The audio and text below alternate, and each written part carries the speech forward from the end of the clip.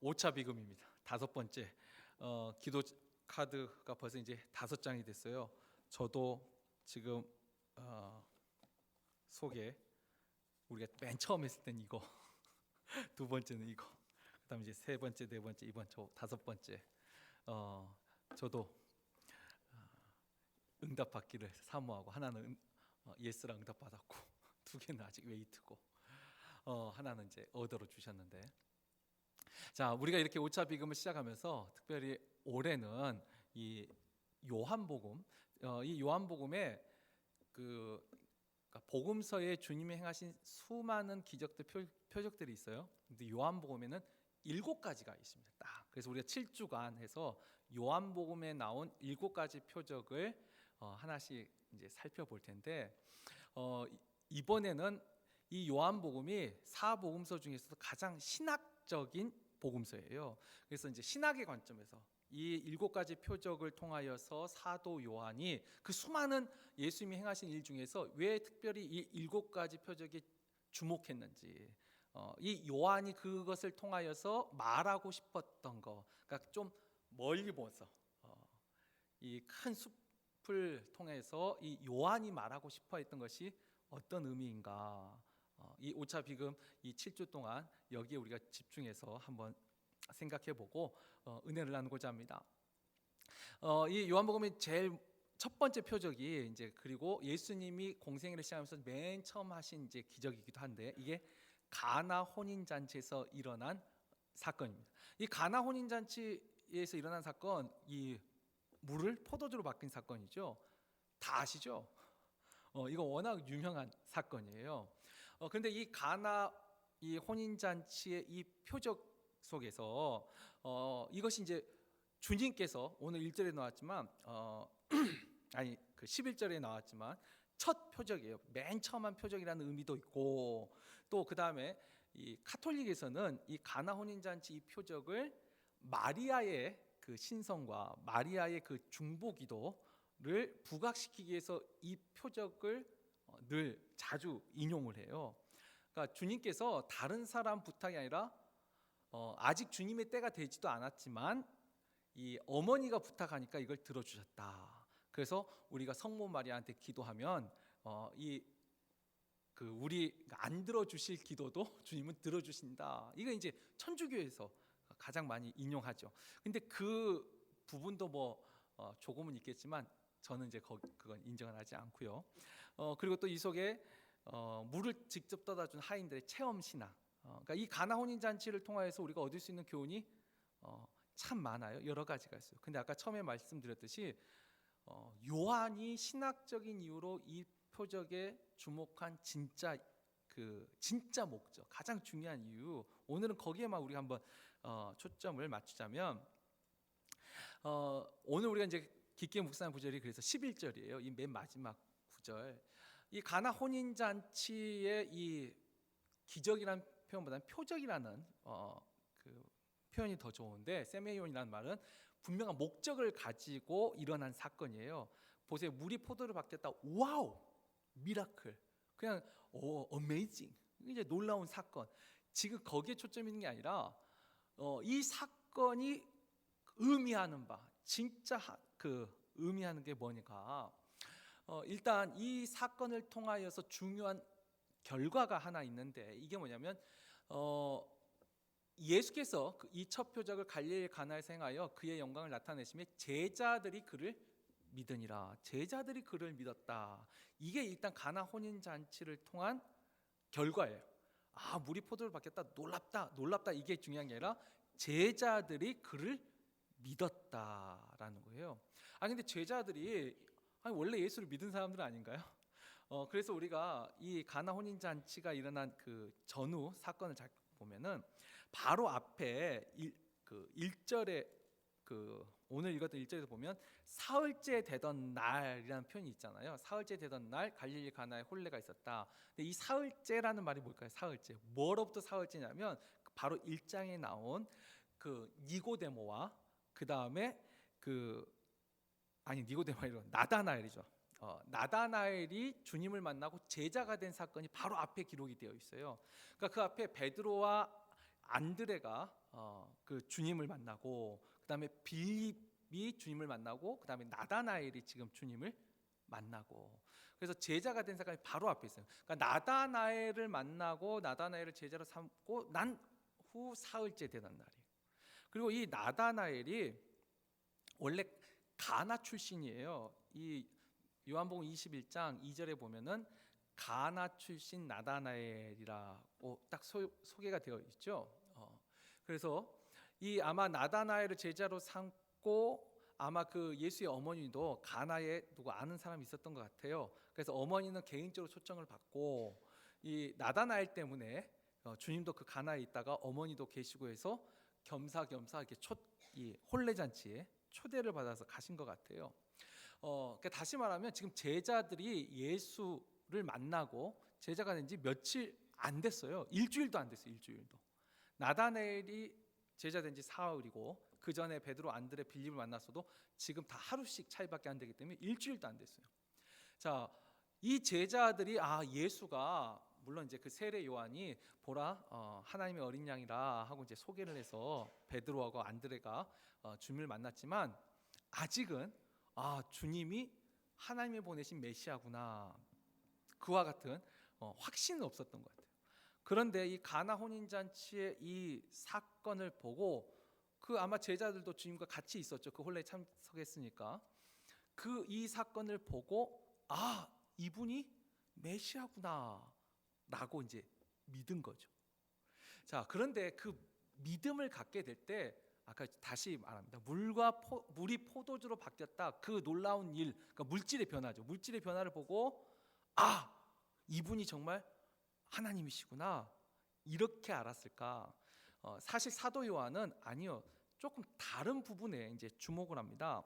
다시 우리가 11절을 자세히 보시면, 예수께서 이 첫 표적을 갈릴리 가나에서 행하여 그의 영광을 나타내심에, 영광을 나타냈다. 그의 영광을 나타냈다는 말이 있어요. 이게 참 중요한 거예요. 그의 영광을 나타내셨어요. 그렇다면 예수의 영광이 뭐죠? 물을 포도주로 만드는 아주 신기한 일을, 만약에 그 물을 포도주로 만드는 거기에만 집중되면 예수의 영광은 마술사의 영광하고도 비슷해요. 마술사의 영광하고 비슷하죠. 지금 근데 사도 요한은 그의 영광을 나타냈다고 했어요. 그의 영광. 도대체 그의 영광이 뭐죠? 자, 우리가 이미 잘 알고 있지만 예수의 영광은 마태복음 16장 16절에 나온 사도 베드로의 고백 속에 나타난 것이 예수의 영광이죠. 뭐죠? 주는 그리스도시요 살아계신 하나님의 아들이시니이다. 그러니까 예수의 영광은 곧 그리스도의 영광이고 하나님의 영광이에요. 근데 그리스도의 영광과 하나님의 영광을 이 가나 혼인 잔치에서 나타내셨다라는 말이에요. 자, 그렇다면 일단 그리스도의 영광이 뭘까요? 그리스도의 영광.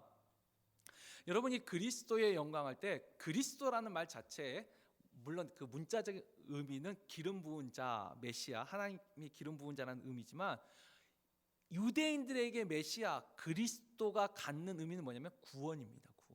구원자입니다. 물론 그 당시 유대인들에게 있어 메시아는 뭐죠? 로마로부터 우리를 구원할 사람. 근데 어쨌든 구원자예요. 그러니까 우리가 그리스도의 영광이라는 것은 곧 구원자의 영광입니다. 그리고 이 구원자의 영광이 왜 가나 혼인잔치에서 나타났느냐? 중요한 건요, 여러분, 가나 혼인잔치에서 물을 포도주로 바뀌었다, 이건 지금 어느 구약에서 어떤 사건과 가장 유사하죠? 출애굽 때 첫 번째 이적이 뭐죠? 물을 피로 바꾼 것이죠. 그때도 물질의 변화가 있었어요. 지금 사도 요한은 첫 표적이라는 말 속에서, 첫 표적이에요. 이게 맨 먼저 행한 일이에요. 근데 출애굽에 있어서도 맨 먼저 행한 기적이 뭐냐면 물을 피로 바꾸는 물질의 변화예요. 근데 출애굽에서 그 10가지 그 애굽 입장에서는 재앙이죠. 심판이죠. 물론 애굽에 있는 신을 심판하는 거라고 제가 언제 이미 예전에 말씀을 드렸어요. 근데 애굽 입장에서는, 이집트 입장에서는 심판이지만 이스라엘 입장에서는요, 그것이 구원의 첫 기적이에요. 구원하시는 하나님이 드디어 우리의 기도를 들으시고 하나님이 직접 우리를 이곳에서 건져내시기 위하여 맨 먼저 한 표적, 맨 먼저 행하신 기적이 바로 물을 포도주로 바꾼 사건. 그리고 이 물을 그렇죠. 출애굽에서도 물을 피로 바꿀 때에도 물을 피로 바꾸니까 얼마나 놀라워요. 그렇죠? 근데 그 물질의 변화 거기에만 초점이 있는 게 아니라 진짜 목적은 우리가 출애굽기 7장 17절 말씀 우리 한번 같이 읽어볼까요? 출애굽기 7장 17절 말씀입니다. 17절만 읽을게요. 여호와가 이같이 이르노니 내가 이로 말미암아 나의 강을 치면 그것이 피로 변하고 아멘. 여기서 보면은 너가 이것으로 말미암아 나를 여호와인 줄 알리라. 물을 피로 바꿀 때 진짜 목적은 어메이징 놀라운 미라클이 아니고 뭐죠? 하나님이시구나, 이런 일을 행하시는 분이 바로 하나님이라는 것을 말씀하시는 거예요. 그리고 그 속에는 어떤 의미가 있냐면 그렇죠. 이 이집트 10가지 재앙은 그냥 하나님이 그냥 무작위로 고른 게 아니라 10가지가 다 애굽의 신들이에요. 애굽에 있어서 나중에 이제 태양신, 그게 이제 신 중에 제일 크고 그 다음에 이제 그 아들의 죽음이 가장 슬픈 거고. 근데 이 태양신 그 못지않게 애굽에서 중요한 게 나일강 여신이에요. 나일 여신. 그렇죠. 이집트에는 나일강이라는 아주 이 젖줄이에요. 이것 때문에 비가 안 와도 농사를 지을 수가 있어요. 이 나일강 여신의 그 무능함을 보여준 거예요. 보세요. 물이 피로 바뀌었는데 그 피로 어떻게 농사를 지어요?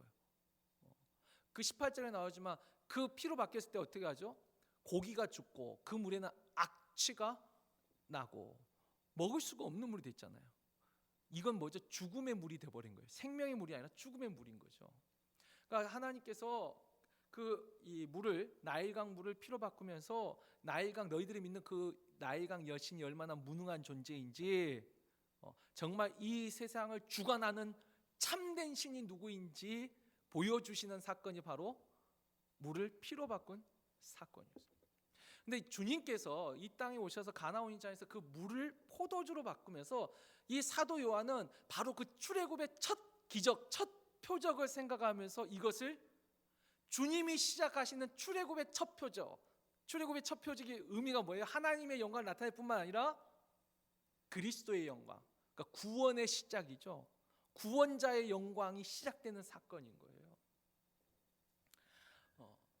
그래서 이 가나 혼인 잔치를 신학적인 차원에서 보면 이건 하나님의 구원이 이제 시작되었다라는 첫 선언이 되는 거예요. 거기에 그리스도의 영광이 나타나는 거예요. 그리고 아까 좀 물질을 변화시키는 그 과정이 또한 하나님의 영광, 이 세상을 창조하시는 하나님만이 하실 수 있는 하나님의 놀라운 능력이라고 해서 하나님의 영광을 나타내는 거예요. 그리고 또 하나님의 영광을 나타낼 때 물질의 변화뿐만 아니라 그 방식에 있어서도 하나님의 영광이 나타나죠.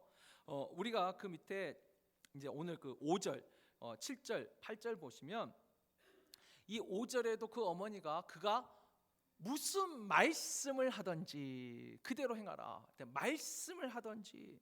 또 7절에도 보면은 예수께서 항아리에 물을 채우라 말씀하셨죠. 그리고 8절에도 보면은 이 하인들이 그 말씀에 순종을 했어요. 여러분, 하나님이 역사하는 방식은 뭐예요? 말씀이에요. 하나님의 영광이 나타난 것은 바로 이 말씀대로 이루어진 게 하나님의 영광이에요.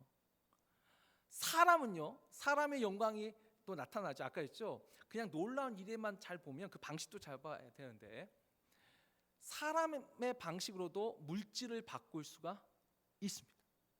자, 우리 아까 출애굽기의 7장을 읽었는데 7장 22절 말씀 우리 한번 같이 읽어볼까요? 읽겠습니다.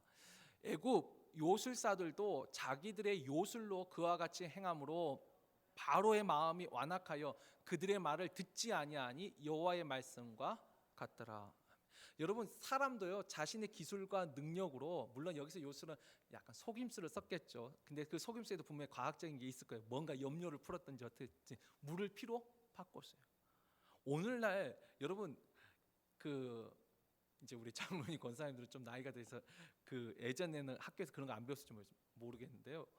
오늘날 애들 화학과 과학 이 지식으로 진짜 재미있는 그 과학 이 실험이 많습니다. 멀쩡한 물인데 뭐 이렇게 쓱쓱 그러면 갑자기 새카매져요. 쓱쓱 하면 빨간 물이 돼요. 진짜로 그렇게 돼요. 거기에 이제 섞어지는 그러니까 똑같이 투명한 액체인데 진짜 똑같은 물인데 사실 물이라고 하지만 하나는 이제 화학 용액이죠. 근데 이거 투명한 거 섞었더니 빨개져요. 또 거기에 또 투명한 걸 또 섞었더니 새카매져요. 인간의 기술로도 할 수 있습니다. 우리는 그걸 보고 어떻게 하죠? 미국에서는 제가 잘 못 봤는데 한국에서는 뭐 추석 날 막 이렇게 하면 특집하면 마술쇼를 꼭 예전에 했었어요. 와, TV를 보면 그냥 깜짝깜짝 놀라지 않습니까? 도대체 어떻게 했는지. 미국의 제일 유명한 그 마술사 그 데이빗 커터필드인가 있죠? 아니에요? 지금도 그 쇼가 라스베가스에 있던데 나이 굉장히 많으실 거예요, 그분. 한동안 한국에서 완전 난리였어요. 막 자유의 여신상도 없애버리고 막 비행기도 막 못 보셨어요? 한국에서는 진짜 엄청났었는데 저도 그거 보고 입이 쪽 벌어졌어요. 야, 자유의 여신상이 사라졌어. 이제 어떻게 하는 거예요, 이제 미국은? 큰일 났다고 내가. 보세요. 사람도 놀라운 일을 행할 수가 있는 거예요. 근데 거기는 분명히 다 트릭이 있어요, 트릭. 그래서 요즘 유튜브 보면 마술사의 트릭이라고 또 그것을 공개하는 사람. 근데 복면을 쓰고 나와요, 그 사람은. 그거 해가지고 잘못하면 죽을 수도 있다고. 근데 다 트릭이 있더라고, 트릭. 속임수가 있어요. 자, 근데 사람도 이와 같은 것을 흉내낼 수는 있는데 물질의 변화는. 근데 이건 기술이든 트릭이든 속임수든 무언가가 있어요. 근데 하나님은요, 그냥 멀쩡히 가만히 있는데 말씀만 하세요. 우리가 갈멜산에 있는 그 엘리야가 바알 선지자하고 대결할 때도 마찬가지죠. 바알 선지자들은 막 칼로 막 하고 뭔가를 막 해요, 뭔가를. 근데 하나님의 진정한 선지자는 어떻게 하죠? 말씀만 해요. 그리고 기도하는 것뿐이에요. 근데 그것을 통해서 이루어질 때, 그러니까 사람이 어떤 정치를 하고 뭔가 막 조작을 하고 뭐 이렇게 힘쓰고 애써서 이뤄가면 그 사람이 노력한 건데, 하나님의 영광이 나타날 때는 뭐죠? 말씀만 하신 거예요. 말씀만 하셨는데도 이루어진 거예요. 자, 그래서 이 가나 혼인잔치, 그리스도의 영광, 바로 이 출애굽의 첫 기적과 함께 이 가나 혼인잔치의 표적을 통하여서 사도 요한은 그리스도를 통하여 구원이 시작되었다. 그리고 말씀대로 이루어짐으로 하나님의 영광이 나타났다. 그것을 보고 제자들이 믿었다.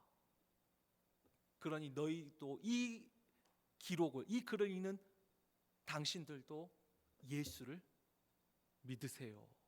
이렇게 말을 하고 있는 거죠. 자, 이것이 이제 가장 중요한 핵심이고, 근데 우리가 여기서 조금만 더, 그래도 특별한 날이니까 조금만 더 깊게 한번 묵상하자면, 여러분 보십시오. 아까 그랬지만 카톨릭과 우리 개신교의 가장 큰 그 차이는 이 본문에서도 천주교는 마리아에게 주목해요. 왜? 마리아에게 주목한다는 결국 우리에게 주목한다는 거예요. 그러니까 우리에게 어떤 마음의 소원이 있는데 그 소원을 하나님이 들어줘야 되잖아요. 우리가 원하는 대로. 그러기 위해서는 누가 필요해요? 마리아와 같은 중보자가 필요한 거죠. 세상적으로 하면 로비스트. 그렇잖아요. 우리도 직접 말하면 안 들어주는데 누구 한 사람 통해서 하면 들어줄 때가 있잖아요.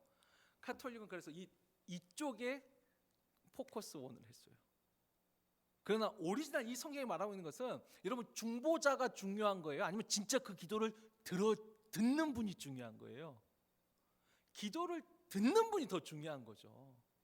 실제로 구원을 베푸시는 분이 더 중요한 거죠. 마리아가 중요하지 않다는 말이 아니고 이게 여기가 정말 중요한 포커스가 아니라 예수가 지금 포커스예요. 실제 우리를 구원해 주신 그분이 중요한 거예요. 그리고 또 하나, 아까 출애굽의 첫 표적과 가나 혼인자의 첫 표적이 지금 같이 이렇게 비유되고 있어요. 그런데 아주 큰 차이가 하나 또 있어요. 뭐죠? 출애굽 때는요 물이 피로 바뀌었어요. 그러니까 이것은 애굽에 대한 심판의 의미를 가지고 있다 했잖아요. 애굽의 신에 대한 심판. 그러니까 심판이기 때문에 물이 피로 바뀌었어요. 그래서 그 피는 어땠어요? 아까 우리가 7장 18절을 읽었지만 고기들이 죽고 악취가 나고, 이건 뭐죠? 죽음이에요. 물을 피로 바꿨지만 거기는 죽음과 두려움이 있어요. 그런데 지금 가나 혼인잔치에서 주님은요 물을 포도주로 바꿨어요. 여러분 우리한테는 포도주 하면, 포도주는 우리는 뭐죠? 우리한테는 술이에요. 우리에게는 술인데요, 실제로 중동 지방에서는 포도주가 물이에요. 그러니까 물이 귀하잖아요. 물이 귀하고, 그래서 또 물이 귀하다 보니까 또 이제 미지근한 물하고 이게 잘 먹기가 힘든 거예요. 그래서 이 사람들이 포도주, 그러니까 독일에서는 맥주가 물이잖아요. 안 가보셨어요? 독일에? 저는 안 가봤지만 하여튼 독일은 맥주를 그냥 물처럼 그러니까 미국에서는 뭐가 물처럼 먹어요? 커피 아니에요? 소다? 아니 소다도 소다고, 옛날에는 커피, 왜냐하면 식당 가면 커피 따라주잖아요. 한국은 보리차 따라주고 독일은 맥주를 따라주고, 중독지방 가면 포도주를 물처럼. 그러니까 이 포도주가 물과 같은 거예요. 그래서 이 포도주를 늘 생명을 표현할 때, 그리고 기쁨을 표현할 때 포도주를 사용해요. 그러니까 잔치집에 포도주가 있는 거예요. 그러니까 과거 출애굽에서는 죽음과 두려움을 준 하나님의 심판으로 구원이 시작되었는데, 예수가 이 땅에 와서 보여주신 그 구원의 첫 출발은 뭐냐면 생명과 기쁨이더라는 거예요. 생명과 기쁨을 주더라는 거예요. 자, 그렇다면 이제 우리가 5차 비금을 시작하면서 이제 우리에게 오늘 적용을 해보자면, 지금 우리가 기도 기간에 이 요한복음 첫 번째 표적, 이 가나 혼인잔치 표적은 우리에게 어떤 교훈을 줄까요? 지금 오늘 우리 또 이 구절을 통해서 하나님의 구원이 시작되었어요. 그리스도의 영광, 그러니까 구원자의 영광이 시작되었어요. 그리고 그 구원자의 영광은 우리를 어떻게 하죠?